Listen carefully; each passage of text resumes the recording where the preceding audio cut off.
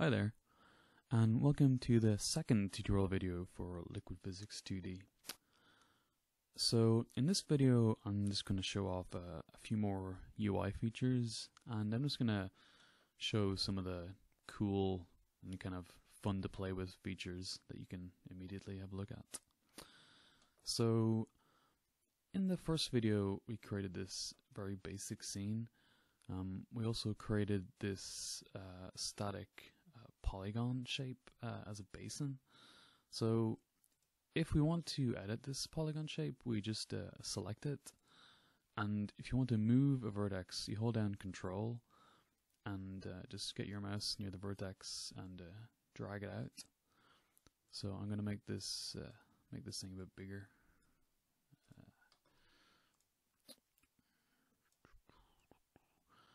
And if you want to delete vertices, you hold down Control. So we delete these, for example.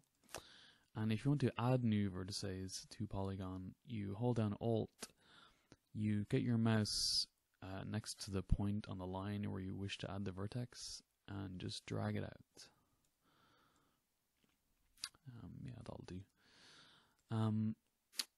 Also, we can experiment with editing some of these public fields on the components. So if we have a look at this dynamic ball shape, let's say we change its gravity scale from 1 to -1.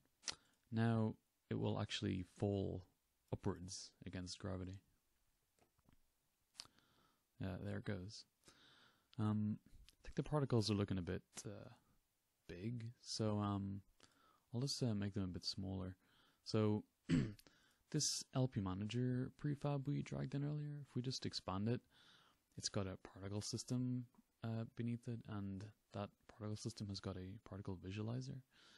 So if we just have a look at the particle system, at this LP particle system component, you'll see there's a field here for particle radius. So at the moment it's set to 0.12, which is meters. So if we change that to 0.06, make the particles half the size they currently are, and then press play, we'll see there's a lot more particles, and it's much more kind of natural and liquid looking. Okay, another thing we can do is joints. So let's say we want to connect two bodies together. So first off, I'm going to create a new dynamic body. So same process, just new game object, component, Liquid Physics 2D, collider. This time I'll choose a box. I'll just make it a bit longer by changing this size field here. And I'll just also rotate it a bit. And yes, I'll remember to set it to dynamic as well, so it can move. So to join these together, I need to create a joint. So the same procedure, I'll say create empty game object. Then I'll go to component, Liquid Physics 2D, go to joints, and there's actually 10 kinds of joints you can have in Box 2D. I'll just choose Revolute, which is a very simple, like a hinge or a swivel. So the joints in Liquid Physics 2D, they don't need to be on any particular game object. They can be on their own game object. It could be a component in this game object or anywhere. It doesn't matter. All you have to do is you just have to drag the two game objects you want connected into these two fields. So first off, I'm just going to name these because it doesn't make things clearer. So we'll call this body B, and we'll call this static one body A. So I'll just drag body A in here and drag body B in there. Also, the position of the game object with the joint component doesn't matter, because in this case it'll denote where they actually swivel around. So I'll just move this particle system so we can see some movement. So yeah, you can see that swing around. Whereas if I were to move this here, then it will swivel around that position. Also, if we just have a look at some of these fields, some joints can have motors on them. So if we set that, just leave the other things as default, we should see this thing rotate around under its own power. So yeah, that's essentially how you make joints. They all operate similarly to that. Another thing I'm going to show off are the particle materials. Right now, this particle group has just got the default material, which is kind of a water-like material on it. So I'm just going to duplicate this. So just Control D, just like any Unity object. And I'm going to assign a different material to this one. I'll change the color as well. I'll make it red.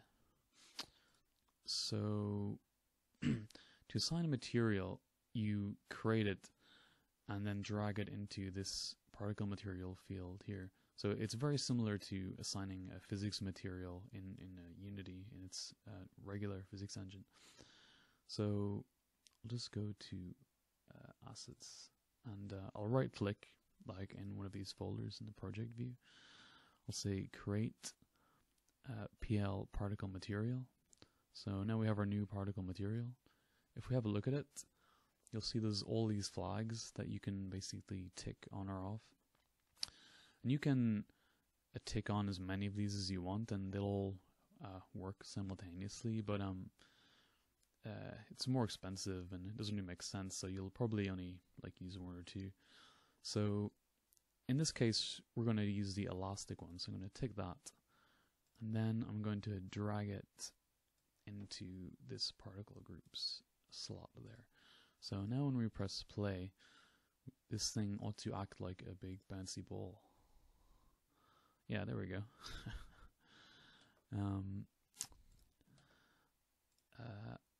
We'll try just color mixing as well. It's a nice effect. If I set this to color mixing too, and let's say I'll create another material, and this one will just be color mixing, and I'll drag it onto this particle group.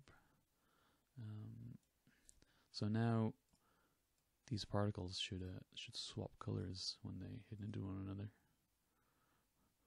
So yeah, you see it kind of turns purple there. Actually notice that the liquid particles have gotten stuck within the matrix of this elastic particle. There's actually things you can do about that. As well as particle material, there's a thing called particle group material. So you create that in precisely the same way. Just go to right click, create PL particle group material in this case. There's very little that this actually does. A rigid flag just means that it never changes shape, and a solid flag means that it to some extent repulses other particles to try to get inside it. So if we add this new particle group material into this slot beneath the particle material one, probably you'll see less of the particles getting stuck inside it. Yeah, there we go. Okay, so that's the particle materials.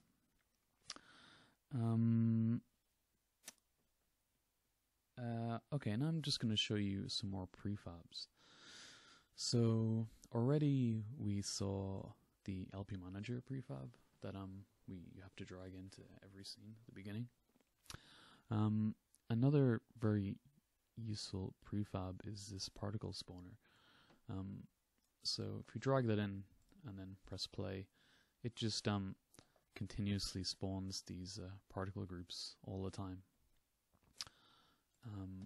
Also, a lot of these prefabs, you'll notice they might have a child object called target. And if you move that around, it usually does something. So in this case, it's actually the starting velocity these particles start with.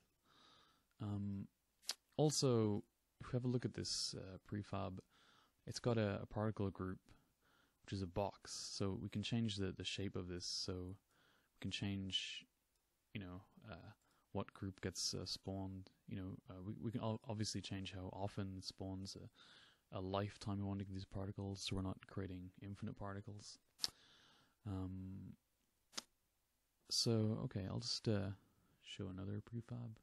This Particle Accelerator is kind of works similarly. It's also got a target here that we can move around. So if we move it over here, what it does is it gives a linear velocity to particles that enter it. So if we see what happens when we do this, yeah, see the particles are shooting off.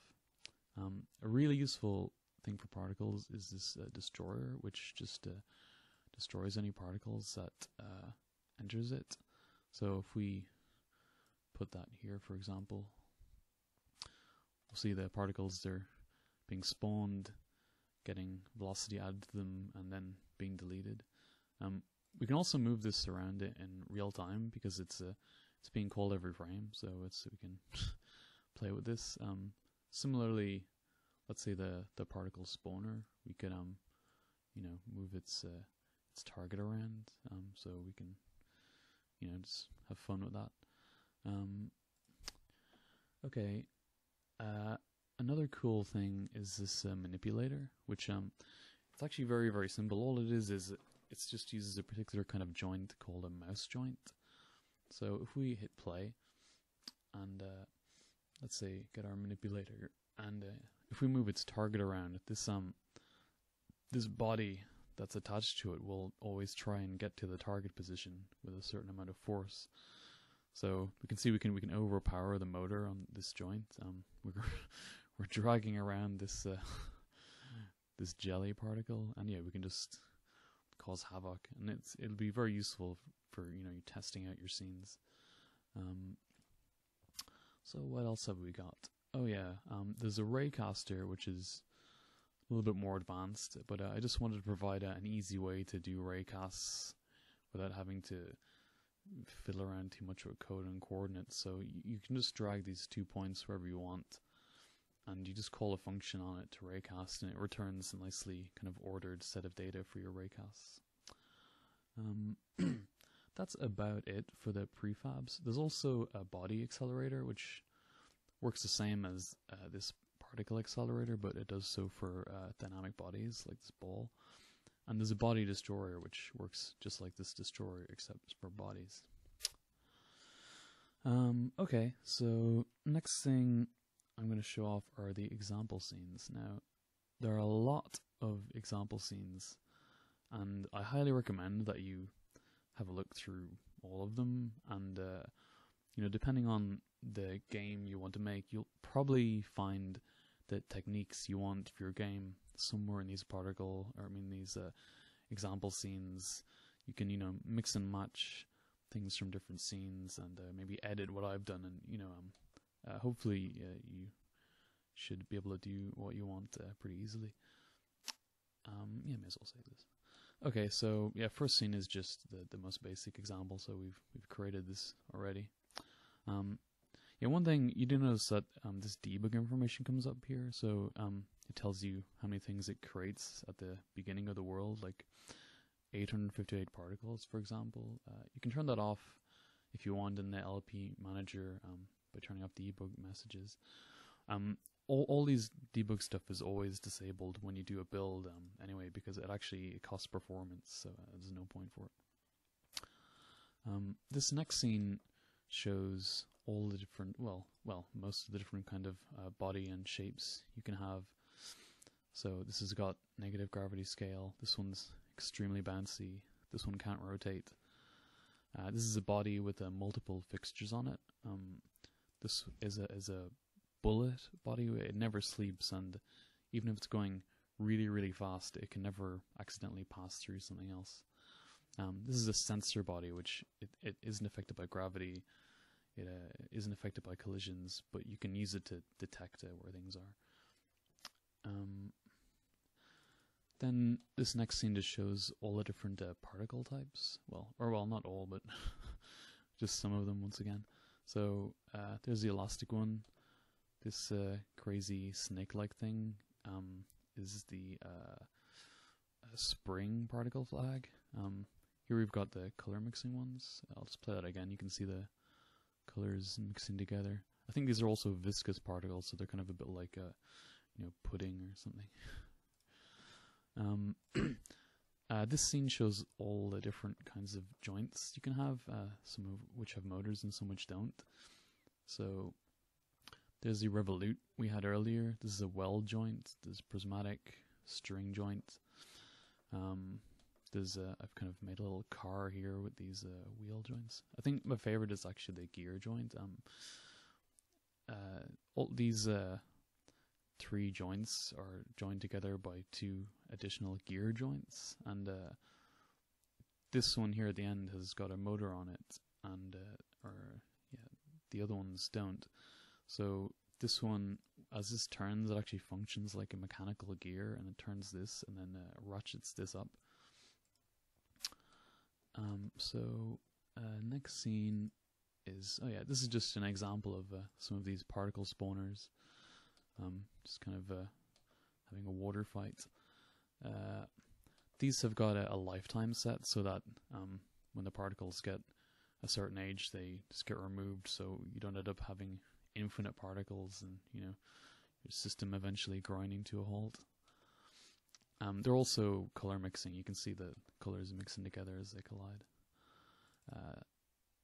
This scene just shows an example of the raycaster at work with some debug information. So you can see it does a raycast, draws some gizmos showing where the ray hit the different bodies and the particles, and shows you the information you can get from that. This next scene shows the contact listener. Contact listener is a very good way to query contacts from the system, mainly for bodies. It's the most accurate way to get contact data, but for particles it is very expensive because they create a huge amount of contacts. So we just run this, we'll see all the particle contacts, these body contacts and particle body contacts. This next scene, it's kind of a bit invisible. Yeah, sometimes if the camera is in the wrong position in 3D space in Unity, it can be a bit weird in 2D. So yeah, you see when I reposition the camera, it's a bit better. So yeah, this shows interaction between 2 different kinds of particles with actually a different user data set, which I'll talk about later. And one acts like acid, the other is like steel, and you can see the acid melts through the steel and turns it into a liquid. This is just an example of the body accelerator that I mentioned earlier. So it's just, you can see these bodies, they fall down, they get accelerated, and then there's a body destroyer destroys them. Here's this car again. This time you can see goes up the ramp, and then splash. So yeah, I'm sure you can make a game using that. Here's an example showing a few things combined. It's using a raycaster and a few other little code things. So you can see I have something like a gun set up here, and it shoots away. It turns these wall particles into dust particles, and eventually it blows a hole through the wall and all the liquid particles spill out. So yeah, this just shows that it's very useful for doing kind of granularly destructible walls, and that can fall apart. Oh yeah, this scene is a bit crazy. It's kind of a lot of things going on here at once. This is spring particles, there's elastic particles, there's liquid particles, there's some dynamic bodies, and there's also all these bodies with prismatic joints on them that are they're hooking onto this elastic particle group and moving it. So I'm sure you could use that in some kind of crazy game.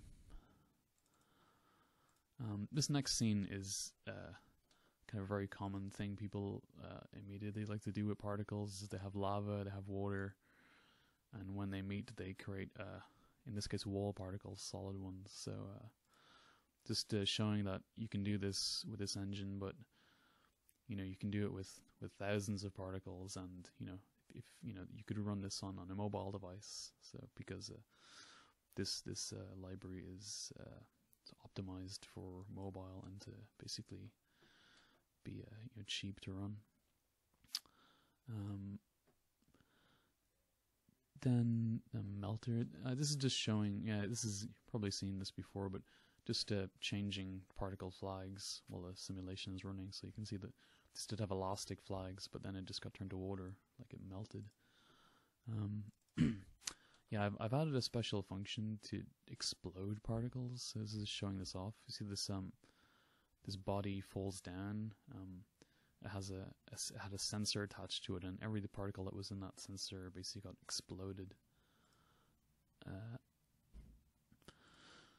Yeah, this shows multiple particle systems. So in Liquid Fun, you can have just one world, but within that one world, you can have several particle systems. So you can see underneath my LP manager, I've actually got 2 particle systems. So if you press play, you can see that both these particles from the different particle systems, they have different sizes of the particles, and they both interact with the world. So they're both interacting with this dynamic body here, but they don't interact with each other. So if I were to move this particle spawner here and let's say aim it down here, you'll see these particles aren't bumping into the other ones because they're in different systems.